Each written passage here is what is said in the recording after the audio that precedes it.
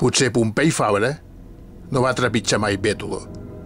però el seu darrer llibre, publicat quan la caiguda de l'Imperi Romà era imminent, ha estat la descoberta que TVB Un Minut ha destapat a les excavacions de la mal anomenada Illa Fradera o Camp Puça.